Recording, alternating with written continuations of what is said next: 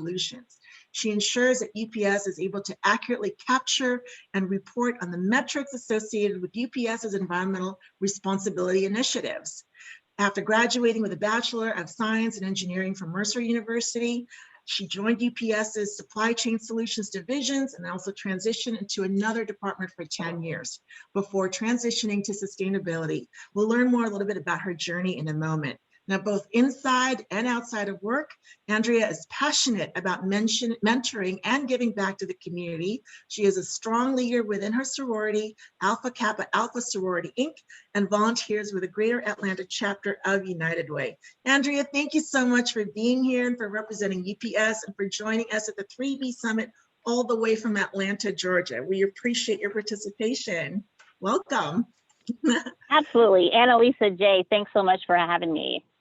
Thank you so much. It's great to see you. Now, before we talk a little bit about, well, we'll talk about sustainability at UPS, would you share a little bit about your own journey at the company? I know you transitioned into sustainability in about 2017, but you were also in a different department for more than 10 years. So tell us a little bit about that path and what led you to sustainability. Yeah, absolutely. So graduated, got a degree in industrial engineering and found a home here at UPS. UPS is a company full of engineers. So did industrial engineering for 10 years, absolutely loved it. It's really about contributing to the overall efficiency of an operation. And so 10 years, just over the course of that 10 years, saw so much that UPS had to offer, so many opportunities within the company to further develop my career and broaden my horizons. Started looking into what else is there beyond IE. And then in looking at that, started to see and really pay attention to how much good UPS does, not just good as in contributing to our shareholders, but good to all of our stakeholders, good corporate citizens, good environmental citizens, and saw the sustainability position come up. And at the time, we were housed under the engineering function. So it was the perfect marriage of really my strengths and talents with the data analysis. We managed the greenhouse gas inventory, and you got to think our inventory is massive. So strengths and talents with my passion of really contributing to that greater good that UPS is a part of. So that's kind of my journey and how I settled where I settled for now. And sustainability has been a delight ever since. Awesome. I love that you said you found a home at UPS, and we'll talk a little bit more about life at UPS later on. So to give our audience a sense of scale and scope, and frankly, the responsibility of what you have, would you please share a little bit about UPS's operations globally? And by that, I mean the number of fleet, facilities, and of course, the number of people who work for the organization. Absolutely. And I looked at these stats this morning because UPS is continuing to grow. So we are updating these numbers quite frequently. But UPS operates in 220 countries and territories. We have a global presence. We move approximately 3% of the global GDP each and every day. We do it with a team of nearly 500,000 employees. We're just over 500,000 employees across the globe. We have a fleet of over 125,000 vehicles across owned and leased planes. We have 500 aircraft. So just a significant scale at which UPS operates. That's amazing. These are tremendous numbers. So the overall responsibility for ensuring sustainability is a tremendous one. So let's take a little bit of a look about the framework of sustainability at UPS. And typically, a corporation will have a framework of sustainability relating to its fleet, facilities, and people. So because we have a short amount of time here, perhaps we'll talk more down the road in the future. For today, would you please give us an overview of your framework, particularly as it relates to logistics and, of course, energy and renewable energy? Yeah, absolutely. So across the totality of our sustainability program, we have goals that cover our people, not just our own people, but also the people in our communities. And then we have our environmental goals, which is really the focus of today. And with our environmental goals, it does cover cover just what you spoke to, our fleet and our facilities. So our primary goal is an absolute reduction goal. And that's we committed to through 2025. And that involves the use of alternative fuel vehicles, advanced technology vehicles. But not only that, we also am targeting increasing our renewable energy. So think solar energy, purchased renewable energy. Those are just some of the areas in which we are truly driving initiatives to work on that reduction goal that we have for our global ground emissions. I know, and each of those topics could be an entire summit in and of itself, alternative fuel, renewable energy, and certainly engaging your employees. But again, given the amount of time that we have here, let's break that down a little bit more. And for those of you who are in the audience, if you were to go to the UPS website, they do have a report on their sustainability goals, and they are tracking ahead. And their progress is actually on a couple of those goals are ahead of their targets. So let's break that down a little bit, and let's talk a little bit more about logistics and where you are in terms of progress, both in logistics as well as energy, because those are the two key points. Yeah, absolutely. So as far as kind of where we are trending with those goals, we, and as expected, in full disclosure, transparency is significant in the world of sustainability. And in that vein of transparency, we, in our latest report, admitted to some of the challenges that we saw just with the massive increase and the growth in which the company is seeing. So we did see some of those challenges, but they were to be expected, right? One of the things that's really exciting about this time that we're in now are the innovations that are coming. We are really getting to a place where a lot of these innovations are scalable. So we recently had an announcement in our collaboration with Arrival, which is an EV manufacturer out of the UK. We have an order of 10,000 electric vehicles from this single manufacturer. So very exciting that we're really now just getting to this point of where things are scalable. We recently saw or signed the largest renewable natural gas agreement at 250 million gasoline gallon equivalents. So just think about the scale at which UPS operates and the scale at which we need to implement these initiatives. It's really just now coming into light, and very excited about the times we are in logistics and a lot of the innovations that are happening currently and are on the brink of happening. Very exciting. I love to hear collaboration. That's one of the things that we love to do here at our organization. And so hearing that, and I know there's a video of an electric vehicle that's roaming around in Dublin. So it's really cool. So I encourage everybody to take a look at the website. Now let's shift gears a little bit, because I know we talked a lot about the environmental goals, which really have an impact on profit, right? So there's no mistaking the fact that when you're saving energy, you're saving money. And when you're saving money, you're being more competitive in many ways. And we'll talk more about that in a bit. But let's shift a little bit about people. And you said 500,000 people at UPS. And we've known people who are at UPS now and continue to love being at UPS. How would you describe what life at UPS is like? And what would you hope or think that the frontline employee, the person who has direct contact with consumers, the person who delivers packages at our door, a lot of other people's doors who are here on this call, what would they say about life at UPS? So I think they would say that they are proud to work for UPS, that at UPS, they feel like they are valued, that they truly belong at UPS, and that UPS takes care of them. Safety is of the utmost priority. We want to ensure that everyone makes it home at the end of the day. So safety is the #1 priority, and that's instilled in our culture. Other sources of pride are just the teamwork, the collaboration that we have within our operations across our organization. UPSers just really come together and work well towards a common goal. So I think that source of pride is something that spans the UPS employee base. Well, that's amazing. Now let's talk a little bit about, we have some students who are here on the call.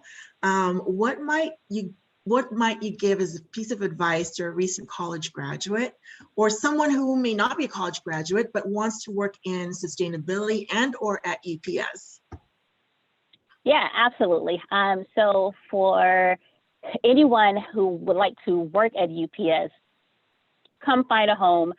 We just recently had a tagline of "You belong at UPS," and that's truly about valuing the person and the individual for UPS. So there's a home for everyone at UPS, specifically with sustainability and just in general. I would suggest, even if you don't have sustainability in your title, look for ways to involve sustainability in your day-to-day roles. We all can find a way to push forward sustainable initiatives in our current role.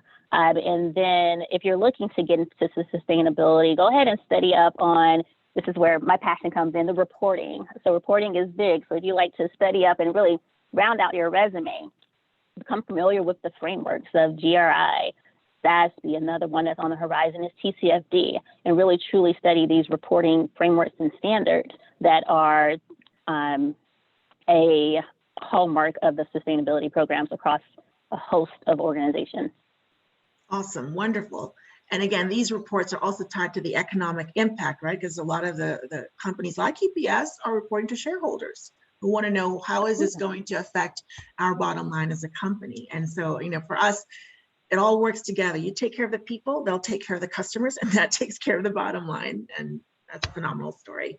So part of our intention with the 3B Summit here is to demystify this word sustainability, which can mean a lot of different things to a lot of different people.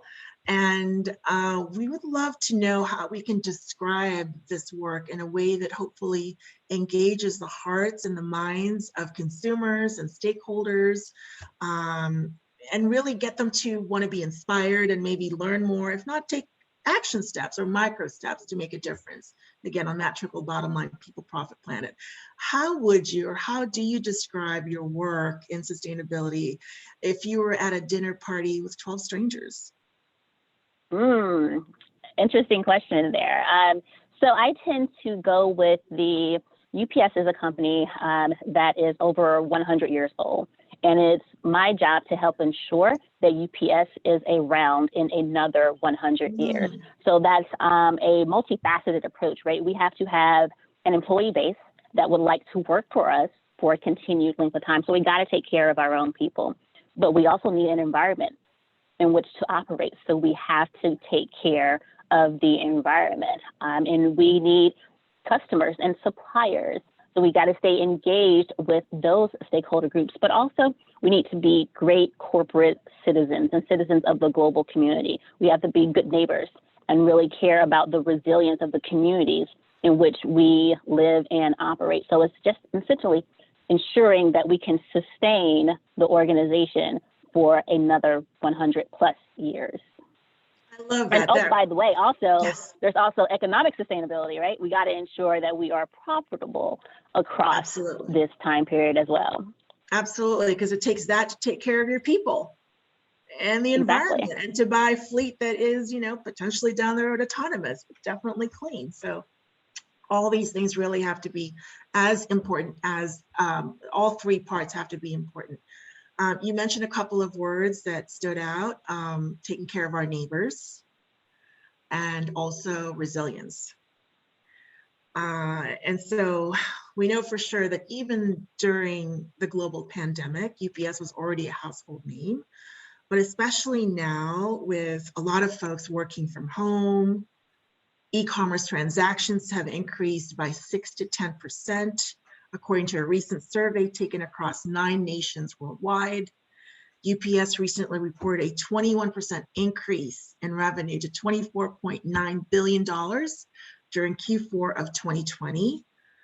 Regardless of COVID-19, what if anything, and this will be our final question for this segment, what if anything would be 1 or 2 things that you would want consumers and stakeholders to know about how UPS balances its growth, because again, we just talked about the growth stats and data, with stewardship and sustainability?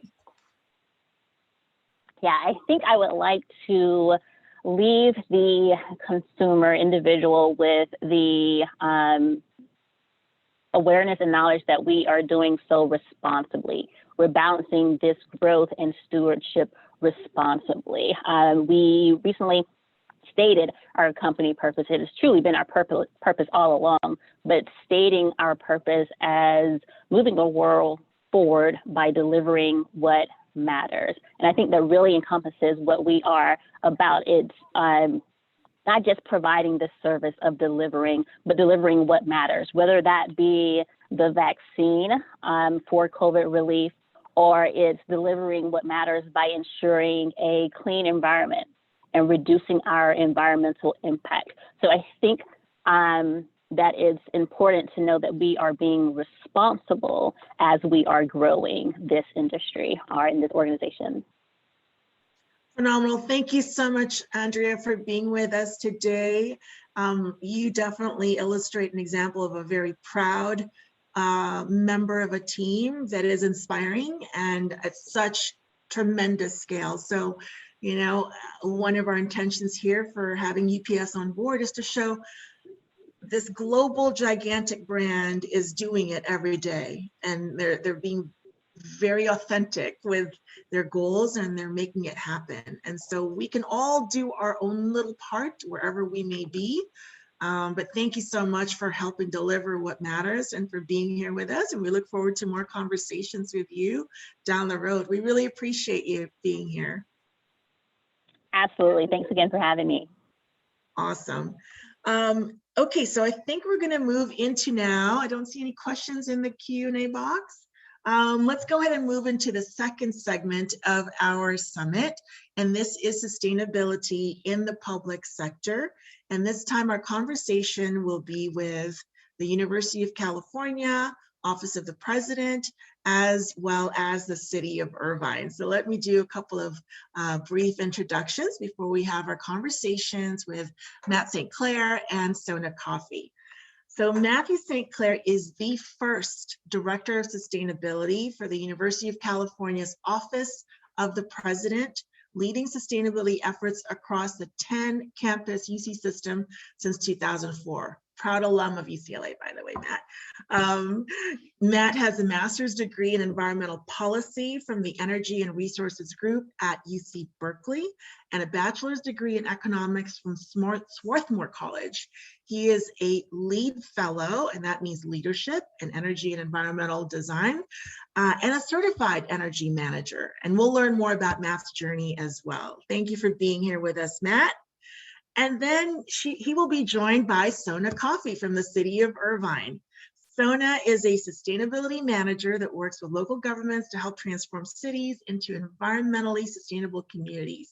She started her environmental public service career as the environmental programs manager for the City of Manhattan Beach and is currently at the City of Irvine as its environmental administrator.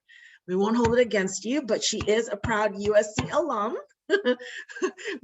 That's okay, I know, look at that, UC and USC, with undergraduate and graduate degrees from the Price School of Policy with an emphasis in environmental policy. She's passionate about educating the public on climate emergency issues, moving governments towards clean energy and energy efficiency, among other passions. Thank you both for being here and for joining us in this segment of talking about sustainability in the public sector. We'll go ahead and get started with Matt and the University of California. So before we talk about sustainability at the UC system, we'll just talk a little bit about your journey. And, you know, it's been a 17-year journey now, but how you got started and your work at the UC Office of the President, if you will. Thank you, Annalisa and Jay, for having me. It's great to be on a panel with Sona. It's a great honor. My journey, I grew up in Southern California with childhood asthma, breathing in the dirty air. My parents instilled some values with organic gardening and time in nature, and I realized I had a calling to try to protect the planet that sustains us as people. And I bounced around with different internships in the mostly in the public and nonprofit sector. before in grad school, I got involved in a student activist campaign to get UC to go solar, and we succeeded and they hired me. That's how I came into my role as a grad student at Berkeley. I helped serve as a spokesperson for the Student Activist Coalition, and they hired me to implement the new Green Building Clean Energy policy, and I've been implementing that and building out the broader sustainability program ever since. Well, excellent. We're quite familiar with the smog days in Los Angeles, Matt. But it's cleaned up quite a bit, hasn't it? Sona, tell us a little bit about you. Just share a little bit about your journey and what you do at the City of Irvine. Yeah, so same growing up here in LA. My parents, they really did instill these values of conservationism and stewardship. And I didn't realize it at the time. They would take us out, we'd go to Zuma Beach, I'd sit and watch the waves and the surfers. I fell in love with the ocean. And then in elementary school, we had field trips with tree people who went out and planted trees in the Angeles Crest Forest. And you've heard the quote, right? You planted a sapling now and you have a forest 20 years later. And that movement really started as a kid. And it shaped how I, chose my educational path, my volunteerism, and my career path now in sustainability. One of the few people that's probably fortunate, well, it sounds like Matt is too, to be in a field that I actually studied in and, made my way into sustainability, but had that background in environmental policy and public policy. As you mentioned, I started my sustainability career with the city of Manhattan Beach. And I came to that city as they were developing their plastic bag ban. And it was one of the first plastic bans in the country. And it was a small community, small coastal community that was looking to prevent plastic pollution in the marine environment. And we got sued by the plastic industry. And this became a landmark case for California because the city council and the community stood firm. They fought that case. They took it all the way to the California Supreme Court, and we won. And this brought down the barriers for several other communities that were waiting to put in place their own plastic pollution policy, but they could not take on the lawsuit by the big plastic industry, right? So having this one small city kind of stand up, the whole, David and Goliath example of fighting the industry and putting in place policy that was meant to protect the community and protect our environment. And so being able to work in that field and, study in that field and then get to work in that field and then volunteer my free time in that field. So I became the vice chair of the Surfrider Foundation in Long Beach. I don't surf, but as I mentioned, I love the waves and I love the ocean. And I now serve here in the city of Long Beach where I live as the chair of the Sustainable City Commission for the community here. So I get to put into practice what I do in my day job with sustainability programs for Irvine. I volunteer that and offer that guidance to the city of Long Beach as well. Wow, that's amazing. I sense a lot of passion in both of your stories. Thank you for sharing your personal stories. Personally, we love the beach. We're just about at the beach every weekend. And so it's really about protecting what we love, right? And so let's talk a little bit now, again, to give the audience some context about first, Matt, talk a little bit about the facts and figures relating to the UC system, the fleet, facilities, number of students who work there or who go to school there, to really give a sense of the scope of your responsibility and what you have to care for in your job. The University of California is a big operation. Our annual operating budget is over $30 billion. Our former system-wide president, Janet Napolitano, liked to tell people that she had a bigger operating budget as UC president than as governor of Arizona. We're bigger than most medium-sized US states in terms of operating budget. And that's across 10 campuses, 5 medical center health systems. And then we've got a natural reserve system with 41 preserved ecosystems across the state for research, and an agricultural natural resource network that has a presence in every county in the state. So we serve to about 285,000 students currently, and we have less than half the number of employees as UPS. We're at about 215,000 employees. And our campuses are like small and medium-sized cities. Our built environment is our biggest environmental footprint. We've got about 1.3 million square feet of building space. And a lot of that is complex, energy intensive laboratory research and medical facilities. Mm-hmm. Right. So although half of the employees of UPS, when you combine the students, it's almost nearing 500,000 in terms of people, right? That's amazing. Let's go to the city of Irvine. Give us a little bit of that picture as well, Sona, in terms of the scale and square footage of the city, employees, fleet, whatever you want to share about the city. Sure. Yeah. So Irvine, it's interesting the comparison. So when I was with Manhattan Beach, that was a small city, 36,000 population. It's about the size of the UC Irvine campus, right? So as Matt said, some of these campuses are as big as small cities, and combined all together, it's a significant footprint. So Irvine is large as well. We're the 14th largest city in California. So just over 280,000 residents in Irvine, spans 66 square miles. And some kind of interesting things about the city is that a third of the community is preserved as open space. So we have, these amazing vistas, trails, great for hiking and biking in the community. Our bike system is exemplary. There's over 300 lane miles of bikeways, 63 off-street bikeways. So that's impressive for the community to have made that commitment as it was planned. And I think a lot of people know the reputation, or may not know the reputation, of Irvine being one of these renowned master planned communities in the country. And so Irvine is still a new community, but we're celebrating our 50th anniversary this year. And as we're looking, working with the different organizations and partners, sustainability really was at the core of the formation of this community. And it's a clear priority with our constituents as we continue to move forward with these programs. Excellent. Thank you for that. I didn't know a third in open space. Wow. All right, let's go shift gears a little bit. And thank you for giving us that context, Sona and Matt. Matt, let's go ahead and ask the second question with you. And I'll give a little bit of context about the UC system. So the University of California pledged in 2013 that it will be carbon neutral by the year 2025. That's 4 years from now and 12 years after the pledge. Now, I'm providing this background more for our audience, obviously, but this pledge builds on UC Sustainable Practices Policy that was enacted back in 2004, and we know that there was a council that was formed in 2014. When UC hits this goal, it will be the first major university to achieve this challenge. Now, fast forward to December of 2020, when the UC Merced campus became the first public research university in the United States to achieve carbon neutrality. So against that background, and given your role and institutional knowledge at UC, just give us another swath and overview of that pledge, as well as the progress that UC has now against that pledge. And let's focus a little bit more on top 2 or 3 tactics that you've been able to use over the course of your time with UC in order to achieve the progress against those goals. Now it's a lot of but we wanted to set the frame and the stage. Got it. Thank you. Yeah, our carbon neutrality goal for 2025 is for the university-owned buildings and vehicles.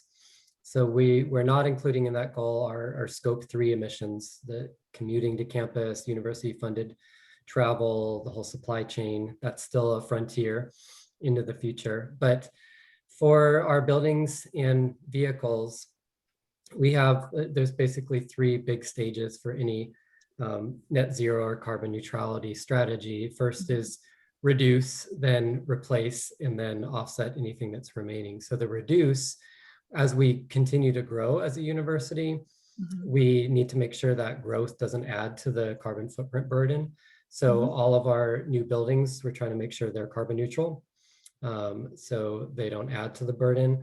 And we've been doing energy efficiency for a long time to reduce the energy that it's required to run our buildings.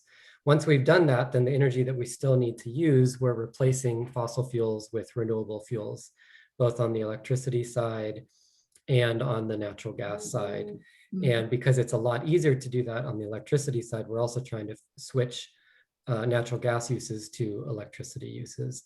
And then whatever's left over after we've done everything cost effective on the reduce and replace, then we will offset with mission aligned offset projects, hopefully that come out of our own research or give our researchers opportunity to study and advance different negative carbon emission strategies. So that's the main strategy. In terms of our progress to date, we've done a lot of work with energy efficiency. I can talk more about that, I think, you may have other questions about that. But on the replace, we have our own internal electric utility company that as of 2019 is carbon free.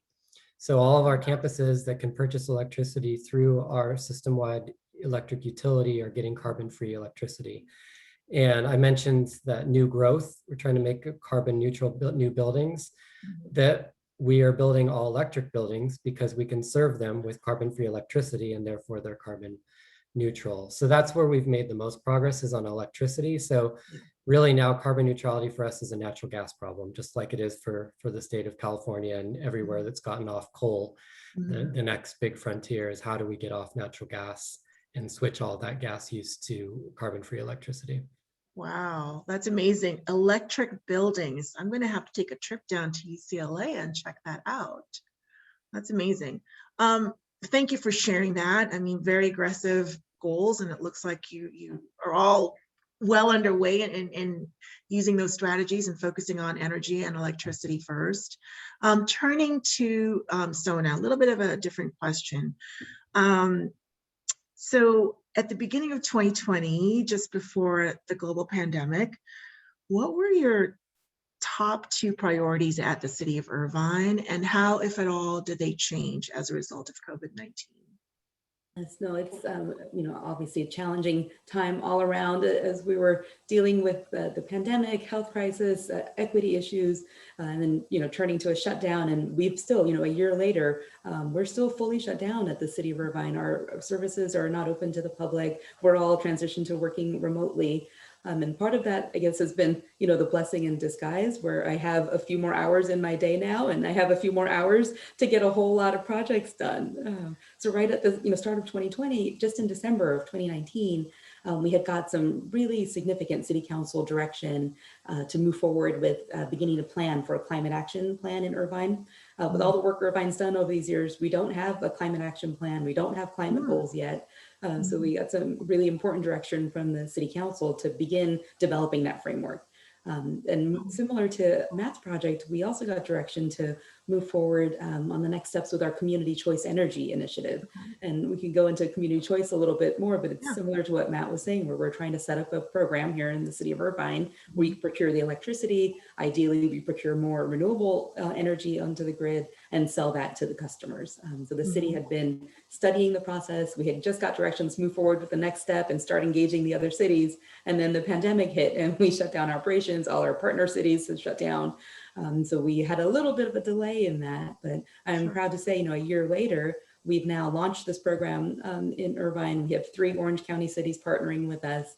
And that was through a lot of work that happened in 2020 to finish the studies, finish the assessments, have our departments meet with other cities, go to city council meetings, answer questions.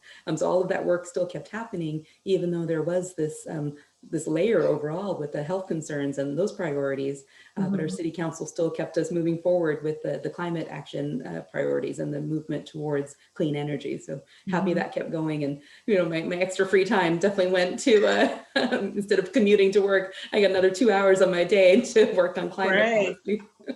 Wow, well, that's amazing progress though during a global pandemic, right? And as you're saying and describing CCA, really, I'm thinking of the word independence, and that's another subject matter, a different summit altogether. But thank you for sharing a little bit of that. So I'm going to go to Sona again, and like many public and certainly private entities with sustainability goals, the city of Irvine has identified various buckets, if you will. And because we have a limited amount of time here, I know that some of your goals and focus areas are green building. You mentioned open space earlier, and certainly zero waste.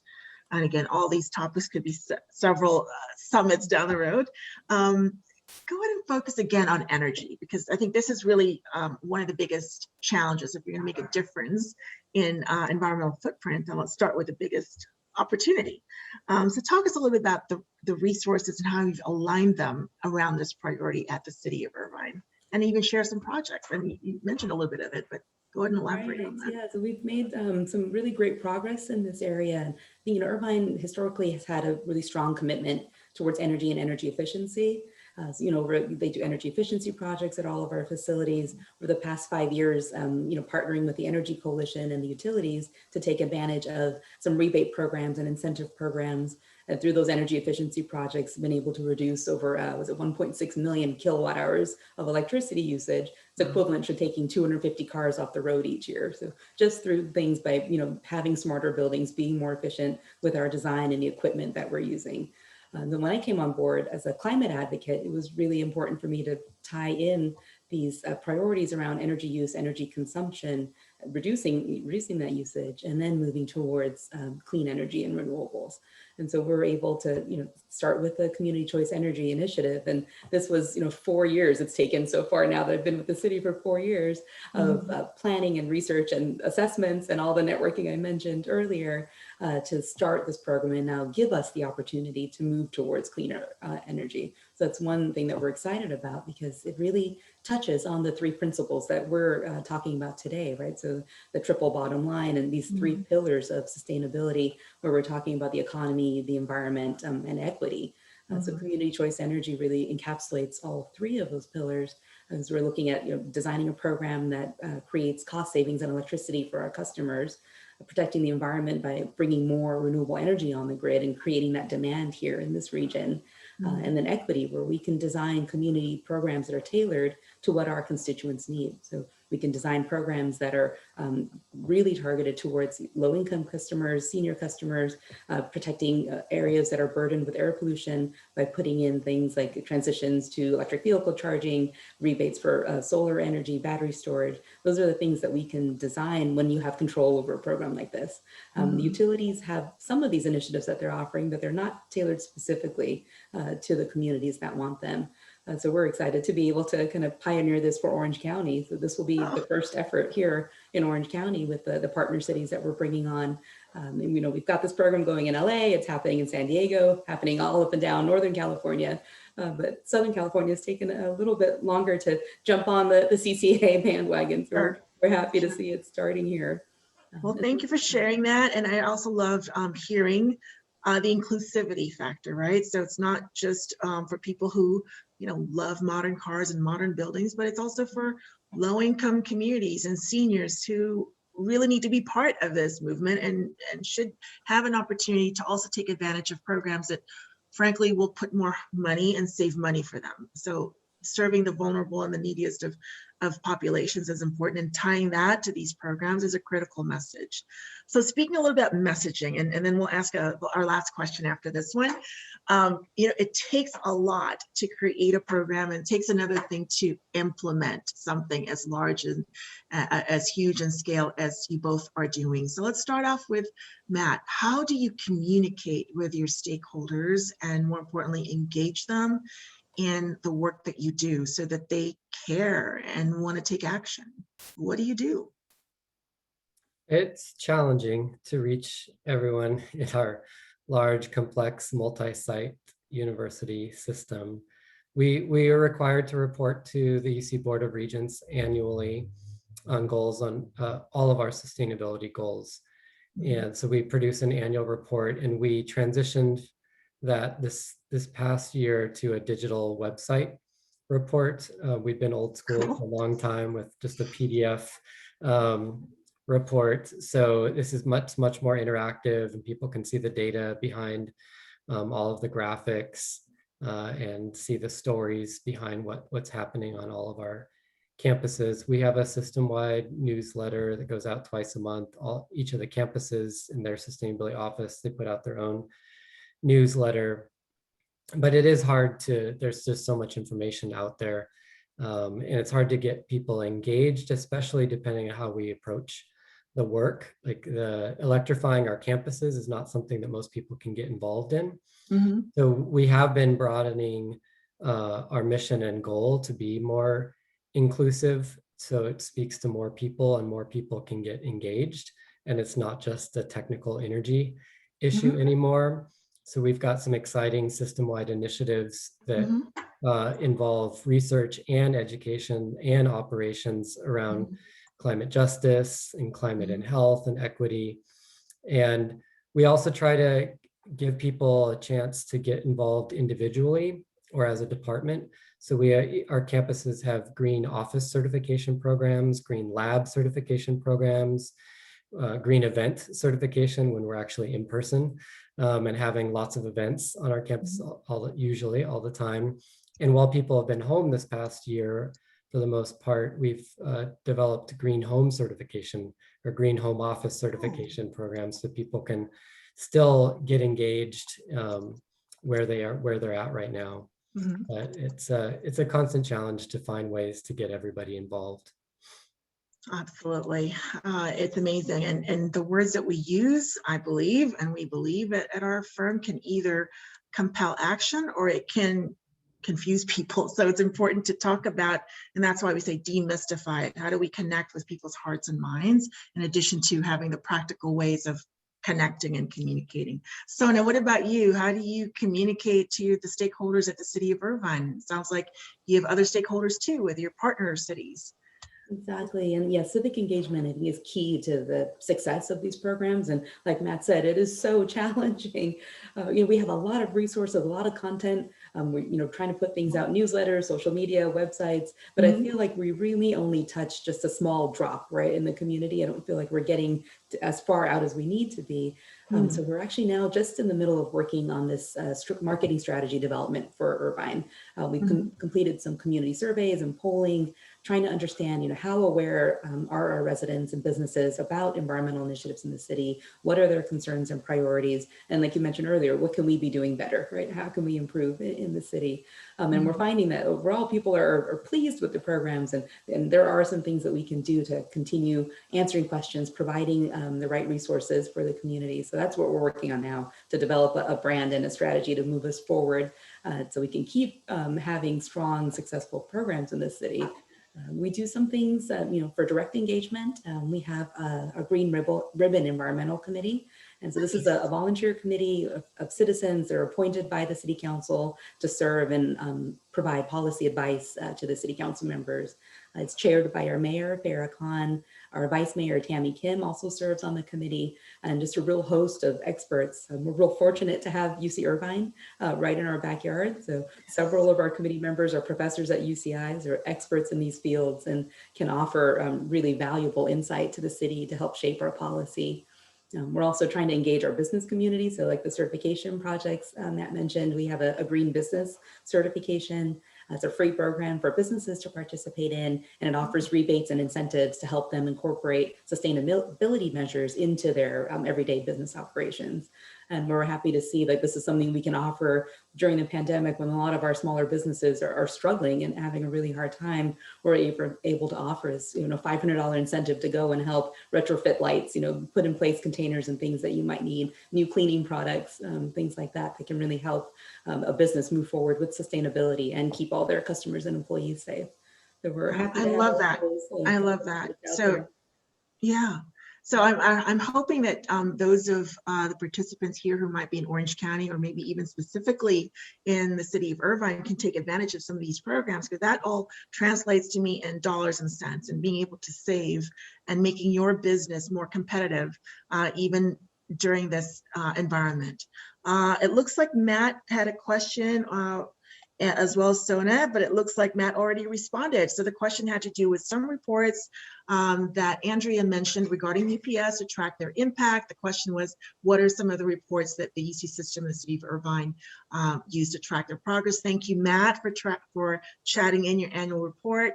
And I think, Sona, if there are any other resources, would the website be the best place to look at any information about that? I'll drop a link in here. We have our strategic energy plan that we just finished, and so we're implementing that now, and it's got a lot of great recommendations for the city and the community. And our environmental website for sure is the place to go. We have a whole Earth Day portal right now, so cityofirvine.org/Earth Day. There's a lot of virtual activities and resources for people to take advantage of, since we're not going to be able to host an Earth Day celebration in person this year.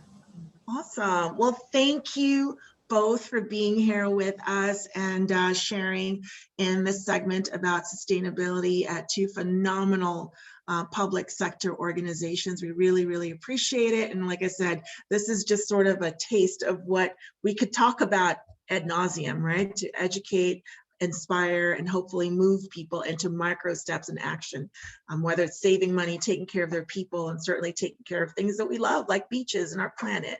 So thank you both for being here. We appreciate it. I don't see any other questions here. Feel free to stick around and hang around as we go ahead and introduce our third panelist. Our third of four is a conversation with Ralph Futch of Willdan Energy. And this is a little bit more of a practical approach, particularly for the cities and the businesses who are here with us today around energy efficiency opportunities that Willdan can help provide. But before we go into that, Ralph has a background in being an electric technician and got his background as well at the Navy, and we will not hold it against you as well that you got your MBA from USC. We don't have that for UCLA, darn it, or Chapman. But you went to Pepperdine in your undergrad. So thank you again, Ralph, for being with us. I know we're going to have a couple of slides here to share a little bit about the presentation, again, of opportunities and energy efficiency for the public and private sector. Again, when you think about that, think of saving money, right? And of course, the environmental impact as well. So tell us a little bit more, Ralph, if you want to share your screen, you can feel free to do that now, but go ahead and before we talk about the opportunities, share a little bit about Willdan. I know that it was founded by two engineers. It's a publicly traded company based here in Orange County. It was started by two engineers who ended up really supporting and helping the infrastructure planning for Dairy Valley, which is now known as the city of Cerritos. So tell us a little bit more about that. Sure, Annalise, and thanks for hosting this seminar today. I appreciate the opportunity to speak directly to cities and the students as well that are on the call. So really appreciate that. Absolutely. The company was founded by William Stokey and Dan Heil, and fortunately Dan didn't have a big ego, otherwise it would be Dan Will, which sounds kind of awkward, so I'm glad it's Willdan. And but anyway, they did build out the city of Cerritos, and they've worked with municipalities basically from the founding in '64 through all of the last century. Mm-hmm. And then in the beginning of this century, they went publicly traded, went public, so on the NASDAQ. And now Willdan is through a series of acquisitions, which I'll share a little bit about in the presentation. They've become really a sustainability and engineering consulting company for municipal, commercial, industrial customers nationwide. So with that, I'll go ahead and wake up this PowerPoint. We've got offices in 24 states. There's about 1,500 employees at Willdan. And you'll see in the presentation, as soon as I find the share button and we go to the proper screen. Can you help Karen? Okay. Oh, sorry. Share screen 2. So are you seeing the screen 2? Yes. All right, technology. Excellent. Let's go ahead and do it in present mode. Yes, there you go. Okay, so we'll talk a little bit about Willdan capabilities and experience, and then we'll go through some of there's some really exciting things happening. Around 2006 is when Willdan went public. And then in 2007, Tom Brisbane became CEO. The company started to, by acquisition, mostly to diversify and expand what they're doing. And we're currently growing at about a 25% annual rate. And we're been doing a lot of work with cities throughout California. But as I mentioned, we've now got a strong presence nationwide. Our headquarters is Anaheim, and on the East Coast, we have headquartered offices in Manhattan. So what we basically, the couple of categories of what we do, we provide energy solutions for commercial, industrial, multifamily customers. We've done a lot of work with utilities throughout California and on the East Coast with Con Ed and others. And we do consulting still with the cities. The base business that established Willdan was civil engineering. We continue that work with cities. So in this slide, you can see we've got involvement with throughout the state with professional engineers working from Reading to San Diego. And I think one of our strengths is we do a complete support for the customer, involving fundraising, grants, incentives, rebates, financing, technical design, engineering support. And we've done quite a few turnkey projects with universities and cities in bringing all resources together to implement the sustainability solution. And here's a quick list of cities that we've worked with in the last 10 years. So I'll go through this quickly, not to spend too much time on each slide, but our areas of expertise include energy management and controls, distributed energy resources, building modeling, and heating and cooling systems, and of course, lighting upgrades. So there's a range of technologies that we try to bring to benefit cities. And I'll share this one case study. We're able to get engaged with cities at no cost to begin the process and find the solutions. In this particular case study, the city was able to achieve 42% reduction in energy use, and the return on investment was in months because of additional funding from other sources to help implement the solution. So that is the slide presentation, and there's a beach scene, and I'll stop sharing my screen. As soon as I can find Zoom again, I'll stop sharing. Let's see.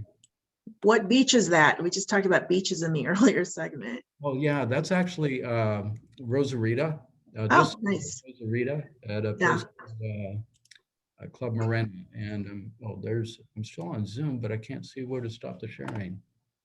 Oh, so while we're doing that, Ralph, you talked about ROI, return on investment, in months. That's incredible.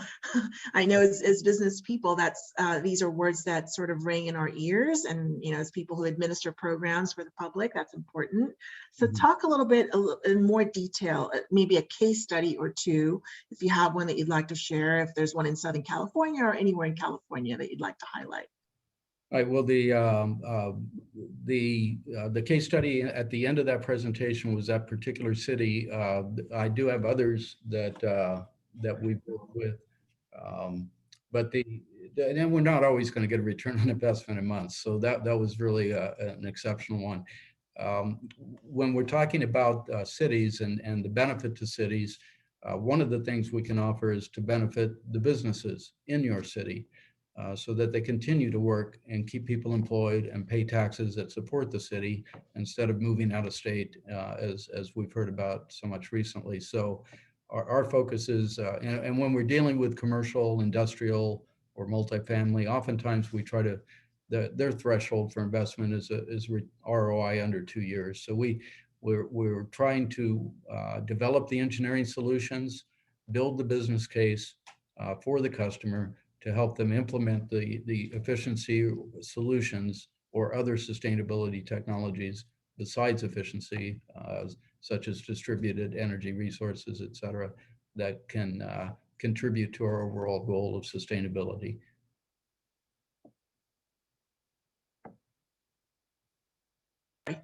Let me unmute myself. Let me ask you a little bit about any upcoming programs that municipalities and businesses who might be on the call here can take advantage of with regard to energy efficiency. Thanks. Yes, there's one in particular that it's public knowledge. We've signed a contract with Southern California Edison. The California Public Utilities Commission has required the individually or investor-owned utilities, the IOUs, to outsource the energy efficiency programs. And Willdan was awarded the program for Southern California Edison. It's currently awaiting CPUC approval, but we're beginning to develop the opportunities, do a little outreach to customers, and that we expect it to kick off in the second quarter, which starts today. So sometime in this quarter, we expect approval to launch the program formally. That program will allow us to provide technical assistance to commercial, industrial, and multifamily organizations to identify solutions that we could implement with them as a turnkey solution, or if they could use their own choice of contractors, and to bring the incentives to help pay for the project. So we'll be using public purpose funds. The CPUC has approved, which all customers pay into the public purpose fund. So this is a chance for them to get a return on that investment by allowing us to help them be more efficient. And we think that aligns with the goals of the cities as well, to be able to keep their businesses vibrant and profitable and contributing to the rest of the community, both through employment and the tax base. We have another program that's launching. I didn't get a chance to tell you about this one before, Annalisa, but the City Council of Glendale has approved a program where we're going to save 36.5 million kilowatt hours in energy usage for the city, for commercial and industrial customers.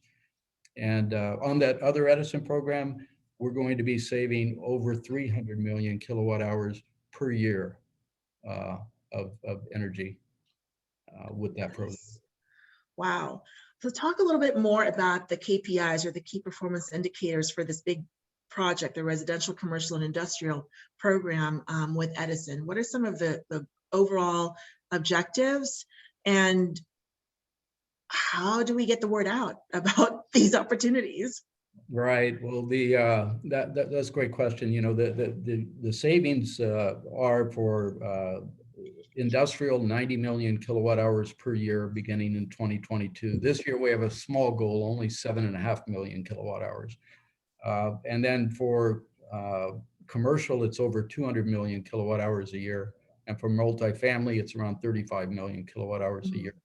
So we're being measured on that. The other thing we're being measured on is something called a total resource cost, TRC, which is how cost effective are the solutions we're recommending. If you have to spend a ton of money to get a small benefit, that's not very cost effective. So part of our contract is that we have to develop and implement cost effective solutions, both for the customers and for the utility, because we're spending public purpose funds to do this. So how do we get the word out? Our marketing materials need to be approved by Southern California Edison. They've outsourced the program to us. It'll be our program, but they are the program administrator on behalf of CPUC. So they're our customer too. And so we'll be working with them to communicate through a variety of channels. But for this forum, I'm especially interested in connecting with any cities to see how we can help them, both through part of our business that deals directly with city projects based on the history of Willdan and what we're doing for them with energy efficiency, but also to help their residents, their constituents, the businesses that operate in those communities.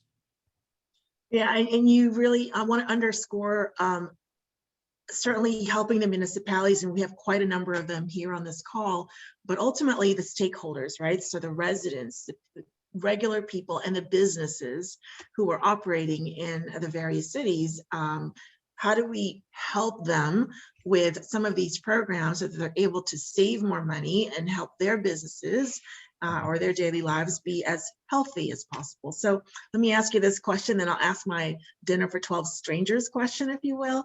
And that is, what would a city need to do if they wanted to learn more about the program or connect and see how they can take advantage and help meet these goals, big, gigantic goals? Absolutely. I'm a point of contact through this seminar for any city that would like to learn more. My focus for Willdan is on the industrial sector, but I work closely with the multifamily and the commercial leaders on this program and other programs. We're about to launch another program with PG&E later this year. It's under review by CPUC, but we expect to launch in the fourth quarter, and that will be for new construction. So we'll be able to incentivize new construction to adopt energy efficient solutions, technologies in the new buildings. So so that's the one thing. And what I am not directly involved in, I will be able to connect the cities with the people that are directly involved, including work that we're doing with education, public school districts, cities in general, to help promote sustainability and reduce their energy cost. Wonderful. So let me ask you, it's probably going to be my last question for this particular segment, but again, part of our intention with the 3B Summit is to demystify what sustainability is and hopefully evoke some sense of inspiration and really action, whether it's a micro step by going to someone's website and learning more, or doing something else, calling their utility company to find out how they can take advantage of your programs. So how would you describe your work if you were at a dinner with 12 strangers? I don't know. Depends on the strangers, I guess. Yeah, well, I don't know. It probably would be, but on a personal level, what sustainability is what we're about. Willdan's a sustainability and engineering company, and so from a work perspective, my role is to help customers build the business case to adopt technologies that promote sustainability. So you can have these great goals of making the planet cleaner and greener, but if there's not a business case, it's going to be hard to convince either a city or a business to make the investment that they need to make. So that's the role that professionally I see, is helping build a business case to adopt the technologies that accomplish these ends. On a personal level, I kind of, in terms of demystifying, I related to camping. I'd like to take the family to the Sequoia National Forest, and the idea of leaving it in better shape than we found it. So when we get there, it's a beautiful place. If we find somebody didn't pick up their trash, we'll pick it up before we leave. And we want to leave it better than we found it. And I think if we take that same example of our time on the planet, to try to leave it better than we found it. I love it.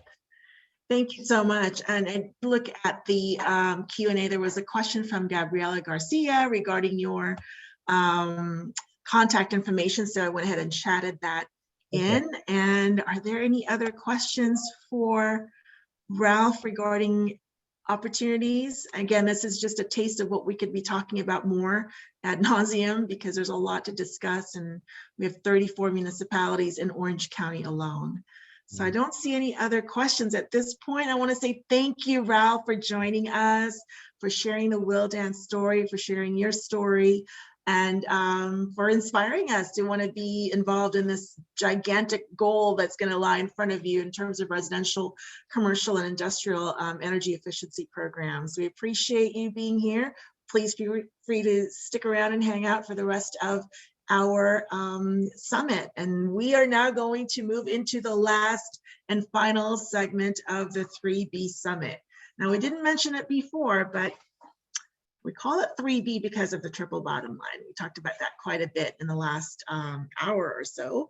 So triple bottom line, people, profit, planet. And we went from the case studies and leadership by UPS in the private sector to leadership in the public sector with the University of California and the city of Irvine, narrowing it down to a program that cities, public and private sector could take advantage of with Willdan's programs. And now we're going to take a look at the intersection of sustainability and technology, specifically as it relates to one application, which we call SolarAPP. And for that, we have a panel. Let me go ahead and introduce our panelists. Emily Fiquette is with the National Renewable Energy Laboratory, and she is the Market and Policy Analyst in the Strategic Energy Analysis Center at the National Renewable Energy Lab, otherwise known as NREL. You see the solar panels behind her.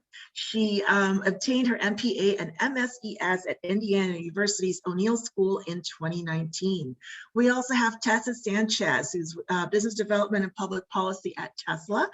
She received her environmental analysis and policy degree from Boston University. Welcome, Tessa, and thank you for being here. Is that the Gigafactory in Yeah.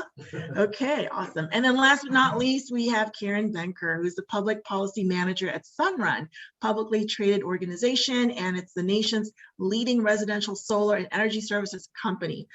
She holds an MS from the University of Washington, where she studied global climate change, science, communication, and policy. Thank you all for being here and for being part of our final segment. And thank you to all of our attendees. As a reminder, please feel free to put in the Q&A box any questions that you might have.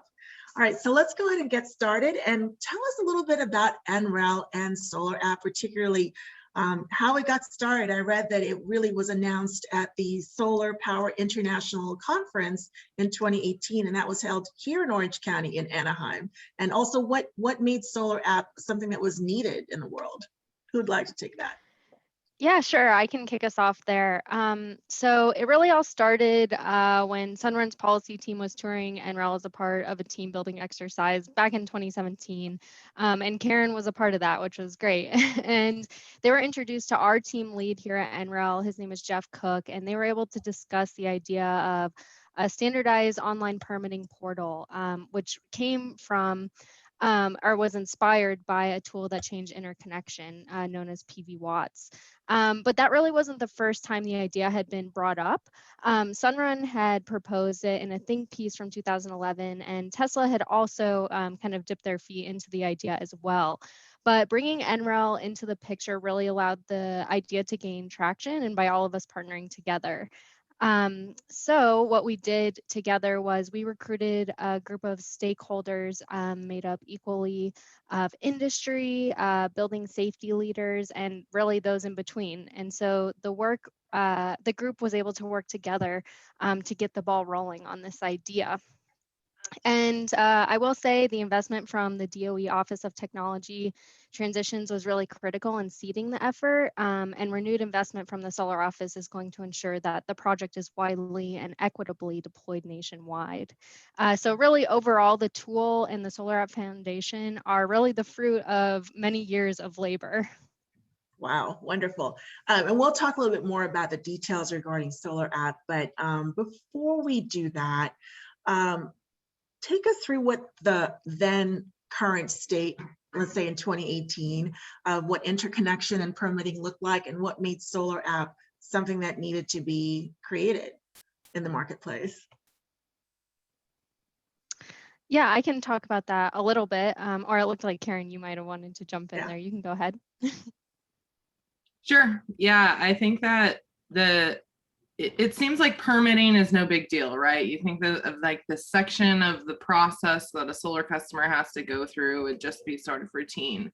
But anyone who has ever tried to pull a permit for any kind of construction or project at their home knows how long it can take, and that's often the longest wait that you have in a construction project, because in terms of solar specifically, you can actually install a system, even a battery, within about a day on a home. And so when we see these delays leading up to installation, time is money. That's to everyone, right? Like to businesses, to individuals, time is money. That rings true to absolutely every one of us.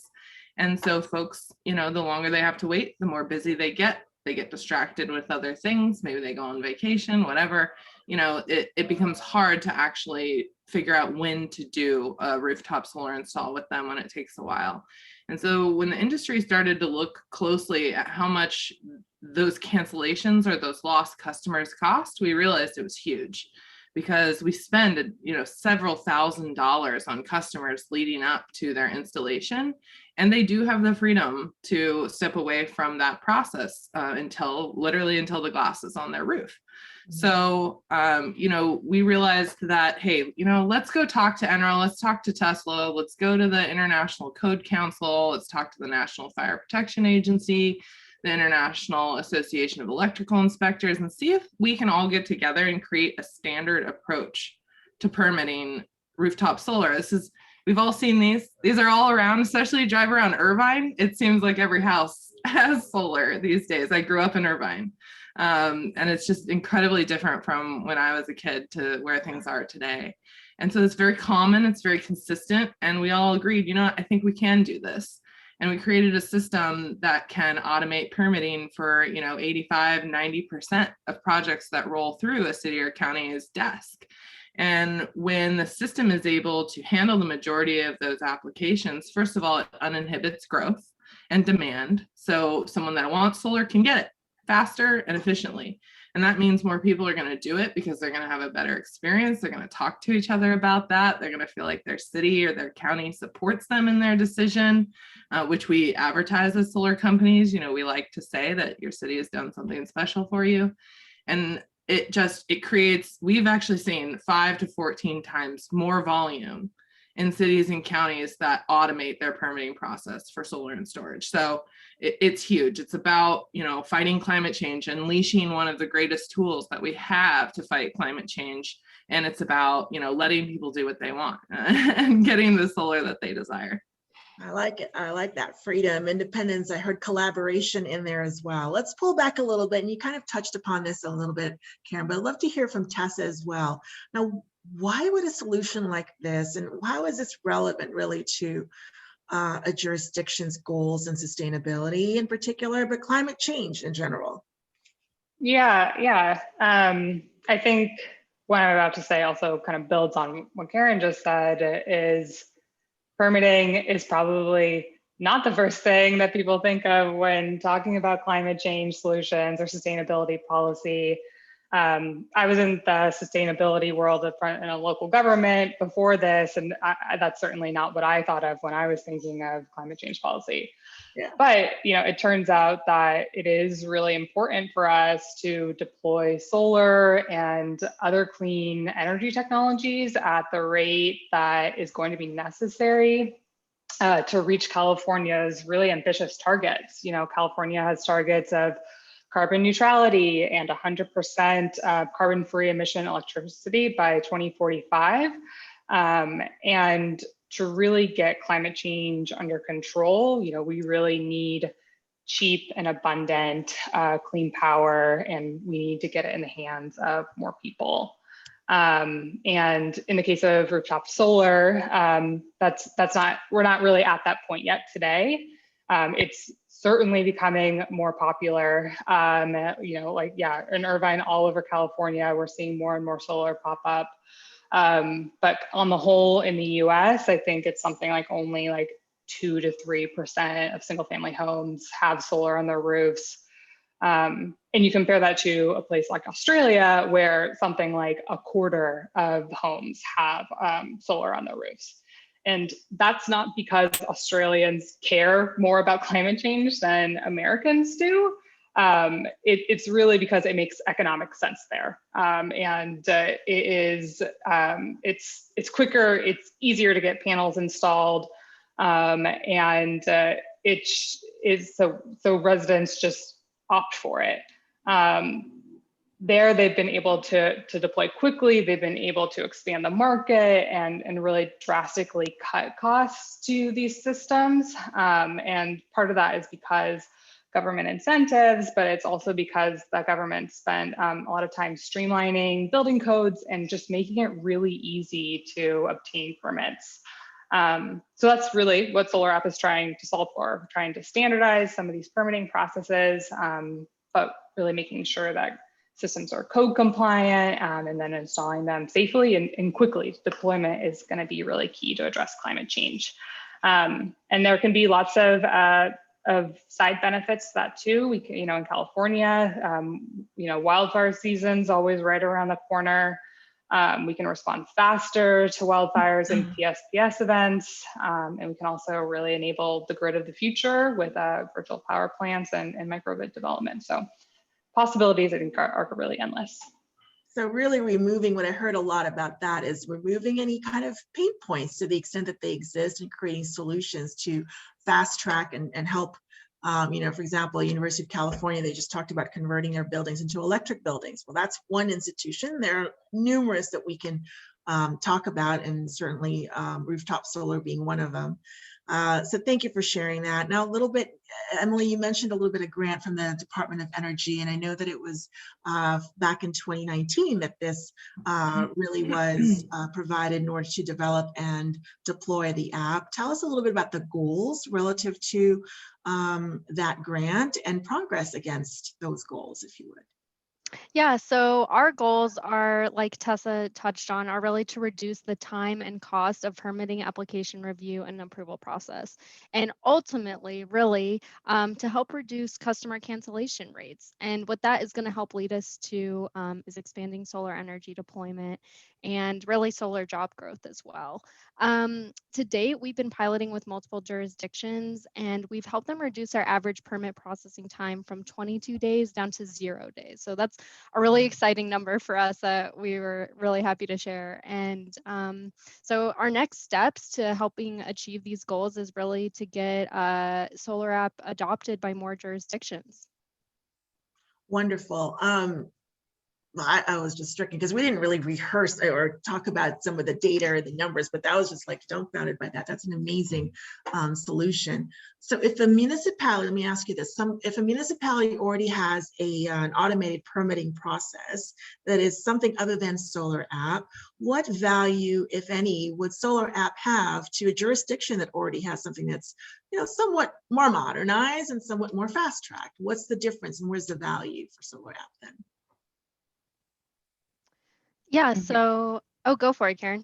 Yeah, I'll just mention we've got an all-star out in Oceanside, California, building official out there who's working with us, and he's not only one of the pilots, you know, he's actually launching the SolarAPP, but he's been working with us from the start and helped build the system. And he already had a turnaround for permits within a day. You know, you could say that his turnaround was already instant, the way that this system delivers. But he decided he wanted to look at SolarAPP and include SolarAPP in his regime because it also creates higher quality in the local jurisdiction. So by running these actual questions that the system knows what the right answer is, it can tell the applicant, the contractor on the SunRun or Tesla or otherwise side, when they've gotten answers wrong, when they're designing a system incorrectly or out of compliance with code, and it really walks them all through it. So that whether you're a large solar company, a small solar company, or a brand new solar company, you know, I've got some students out there maybe thinking about their future, you can get up to date with these very difficult regulatory guidelines through this system. So it's not only educational, but it also actually runs these checks for the city and county that, you know, there's no human error. So when you can actually have a computer system looking for all the details you would normally have an individual looking for visually, you know that you're going to end up with like a truly compliant system. So very exciting. And I think that it works for everybody. So whether it's time or it's quality that you're looking to improve, the SolarAPP can do it all. Awesome. I love it. I was just going to add quickly, agree with everything that Karen just said. And also the fact that it does code compliance check is a huge burden off of building official and plan checkers' shoulders, but it also allows them to really keep up to date with all these new clean technologies that are coming out to the market. So that we know that that is also a big burden right now for building departments, having to keep up with innovations in solar and home batteries and all the other things that are coming online. So that's another kind of side benefit of it that will help out those jurisdictions that maybe have a good process today, but kind of want to plan for the future.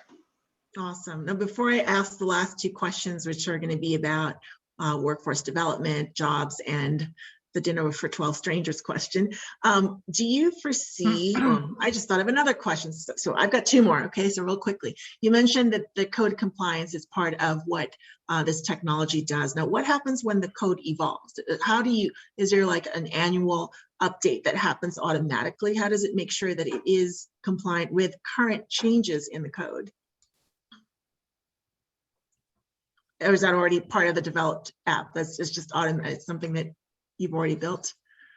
So it is something that we are absolutely taking into consideration, and code bodies are our partners, which means that as codes come out and evolve, we are able to integrate those right into SolarAPP. And like Tessa mentioned, we're also not only doing this updating just for codes, but we're also updating for new technologies. So very soon, solar plus storage will also be a part of SolarAPP, and we're hoping to integrate more and more technologies with that as well. Wonderful. Thank I you. want to say in Germany and in Australia, where they've automated permitting for solar, they've really done it for almost anything. You know, there may be a future where the SolarAPP can help you with a new deck. You know, we're going to focus on renewable energy. We're going to focus on the smart home today. But, you know, as this thing evolves over the next 10 years, this is a sustainable tool. It's going to be updated to cover more and more and more and more, and like who knows where it could go with the right support. So everyone should keep an eye on SolarAPP. Transformative could be a permit app. Well, I guess it's part of the name anyway. So how would so let me ask one more question before I go to the final two, which is how would a municipality or jurisdiction or anybody who's interested connect with SolarAPP and or NREL if they wanted to look more under the hood? Yeah, so they could either visit SolarAPP, our website, or they could reach out to me, Tessa, or Karen. We would be happy to answer questions or provide more information about adopting SolarAPP. Great. The website is solarapp.nrel.gov. So solarapp.nrel.gov. Yeah, thanks, Karen. Yes, and somebody else has the app called SolarAPP. It is, and it actually app APP, capital A, capital P, stands for Automated Permit Processing. So the branding is clever, and it kind of illustrates what it is in a word. That's awesome. I like words and kind of cutting through it to get to what we need to get done. All right, so last two questions. And during this conversation, we talked with UPS and with the University of California, City of Irvine, a little bit with Willdan as well regarding how sustainability and minding the triple bottom line of people, profit, planet really has to do also with economic and workforce development. And by that, I mean remaining competitive. You know, this is an entire industry. We talked to several panelists who have careers in this area. So talk a little bit to us how someone who might have an interest or aspiration in working in this field would go about doing it, or in your firms. And I do want to call out the fact that the County of Orange Workforce Development Board, in which we sit as vice chair, has a partnership, a hiring initiative partnership with Tesla, through which we're able to hire 300 solar installers, roofers, electricians, which is a phenomenal thing for this region. So talk a little bit about how one might prepare either for a leadership and or a vocational role in the area of sustainability and or opportunities at your firms. I can go first. So I guess I'll first say that we are hiring in a big way. And so if anyone is interested in a career at Tesla, check out our careers page. And we're really hiring at all levels, all throughout the state of California, in Texas, Nevada, Utah, New York, and internationally as well. And really at all levels too. You know, we're entry-level positions, equipment techs and logistics, senior level design, engineering, supply chain. We're hiring for it all right now. And don't necessarily have to have a kind of traditional education background. You know, we're targeting recruiting at all levels, and we have many different workforce development programs and training and apprenticeship programs as well, where we're really trying to prepare students and professionals to fill these critical roles at the company right now. So certainly go check out our careers page. Tesla's hiring, go. Awesome. Yeah, I'll say the same for us. You know, it's sort of funny. The sun starts shining brighter in spring and summer, and that's when people go, oh yeah, maybe I could use that thing, you know, in my house. So that's really when demand picks up. You know, sun is on everyone's mind, and there's always jobs available during the spring and summer. So that's really great for students too. I want you all to think about, you know, what kind of seasonal work you could do in the industry aside from just full-time work to get that resume built. Sort of a non-traditional thing I've been sharing with young folks recently too is that our local governments really need you. So our local government sustainability offices, our permitting offices, in fact, the local utilities, whether that's a CCA as mentioned earlier, it's a you know, SCE or SDG&E if you're in Southern California, you know, work in the interconnection department where they actually run some of these permits and these applications for these installs, because then you'll become much more familiar with the electrical and the engineering side of things. But becoming an installer over a summer too is also a great way to learn how to build a system. And again, these things common, consistent. It's really not rocket science. Other things that Tesla does and SpaceX and Elon Musk does, that's rocket science, right? But solar is, you know, we're all familiar with it. We all grew up with it. And so you can really learn it quite quick, and that could be in a couple months. So look for any opportunity you can to get involved, and certainly on the engineering side, but policy, management, product design, all of that is available too. That's amazing. And we'll go ahead and wrap up this summit with our last question of all the panelists, which is, again, our intention with the summit is to demystify what sustainability is in order to touch and reach the hearts and minds of consumers, stakeholders, so that hopefully they can be inspired a little bit and also take some action, whether it's a micro step or a big action, depending on where they sit in the world. So if you could share with us and explain what it is that you do in sustainability, if you were at a dinner for 12 strangers, what would you say? And let's start off with Emily, Karen, and then let's end up with Tessa from Tesla. Yeah, sure. So my job is very research-based. I do a lot of research into how we can improve these processes like interconnection and permitting. And my research does extend a little bit beyond that, but it's still very focused on solar. And the other great part of my job is that I get to do a lot of outreach. So I get to work directly with these communities and try and help them reach their goals, their sustainability goals, and for us, you know, more renewable energy goals. So yeah, I guess that would be my best answer. Awesome. Come over for dinner. No, Karen, what about you? So I like to start with the piece of hope. You know, rooftop solar, people don't realize how truly, pun intended, powerful it is. You know, when you look at the global climate change crisis that we're facing, and the goals that we have before 2100 to keep global warming under 2 degrees Celsius, that can feel like an impossible goal. But the truth is that solar is a top 10 mitigative strategy to get us there. And, you know, we got 80 years. So I really think the fact that the SolarAPP is coming out in 2020 is going to show what this technology can do. And in fact, when you look at the tougher goals of 1.5% or 1.5 degrees Celsius, you actually see rooftop solar jump to a number 8 strategy. So what that shows is how fast we can move if only the doors are open. Wonderful. We are going to be emailing a copy of the recording. I think we got a question about that. And yes, and so let's go ahead and before I give the last word to Tessa, Ralph Futch from Willdan said, Willdan is hiring as well. Awesome, love hearing that. Okay, Tessa, how would you describe your work if you were at a dinner party with 12 strangers? Yeah, also before I answer that, big shout out for Project Drawdown that Karen just mentioned as well. Everyone should go read that if you're interested in sustainability and climate change solutions. In terms of how I describe my work to friends, how I do it at a dinner party, I keep it very simple. I get to work with cities every day, and I get to talk to them about solar and storage and EV charging. It's great because local government folks are really my favorite people to work with.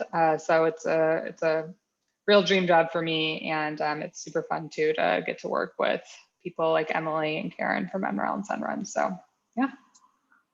Well, with that, I just want to thank Tessa Sanchez, Karen Banker, Emily Paquette for this panel. We appreciate the time that you spent with us today to help inform, inspire, and educate. We also want to thank Ralph Fetch from Willdan, Matt St. Clair from the University of California, Sona Coffee from the city of Irvine, and last but not least, Andrea Smith from UPS. Andrea Smith from UPS for calling in all the way from Atlanta, Georgia. We will be sending you an email with a follow-up survey. Hopefully we can have more of these types of conversations, because this is just a taste of a phenomenally big subject matter, almost as big, if not bigger, than the sun. So with that, thank you all, and we look forward to staying connected and seeing more collaboration and conversation. Thanks everybody, and enjoy the rest of your day and the rest of your week. Bye-bye.